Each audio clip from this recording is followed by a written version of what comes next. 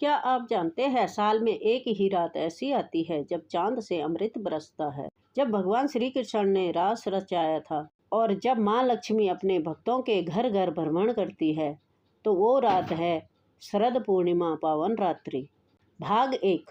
तिथि और नाम। हिंदू पंचांग के अनुसार अश्विनी मास की पूर्णिमा तिथि को शरद पूर्णिमा कहा जाता है। इसे कोजागरी पूर्णिमा या रास पूर्णिमा भी कहा जाता है। कहा जाता है कि इस दिन चंद्रमा 16 कलाओं से पूर्ण होता है, यानी उसके पास संपूर्ण ऊर्जा, सौंदर्य और तेज होता है। भाग दो। वैज्ञानिक और आध्यात्मिक महत्व।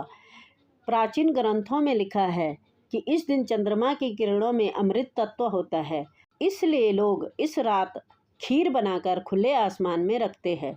माना जाता है कि चंद्रमा की किरणों से उसमें अमृत का संचार होता है और अगली सुबह वह खीर प्रसाद के रूप में ग्रहण करने से तन, मन और आत्मा तीनों को शुद्ध करती है। भाग 3। धार्मिक मान्यता। पुराणों के अनुसार इसी रात भगवान श्री कृष्ण ने गोपियों के साथ महारास किया था। वृंदावन की वह रात दिव्यता और प्रेम से भर गई थी। कहा जाता है कि उस रात प्रत्येक गोपी के साथ स्वयं श्री कृष्ण मौजूद थे, क्योंकि वह केवल रास नहीं, भक्ति और आत्मा के मिलन का प्रतीक था। भाग 4। लक्ष्मी जी का आगमन। कोजागरी पूर्णिमा नाम इसलिए पड़ा क्योंकि इस रात माँ लक्ष्मी पृथ्वी पर उतरती है और पूछती है, कोजागृति यानी कौन जाग रहा है मेरे नाम का जप करते हुए।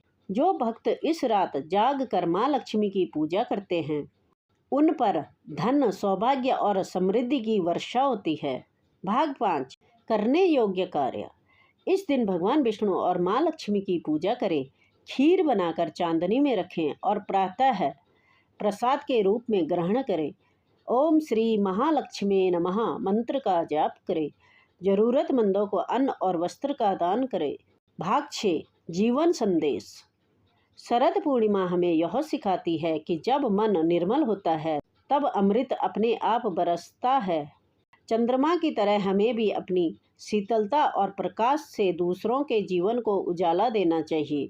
तो दोस्तों, इस शरद पूर्णिमा की रात थोड़ी देर चांदनी के नीचे बैठिए, माँ लक्ष्मी का स्मरण कीजिए और श्री कृष्ण के रास की ऊर्जा को महसूस कीजिए, क्योंकि यह रात सिर्फ उजाले की नहीं, अमृत और भक्ति की रात है।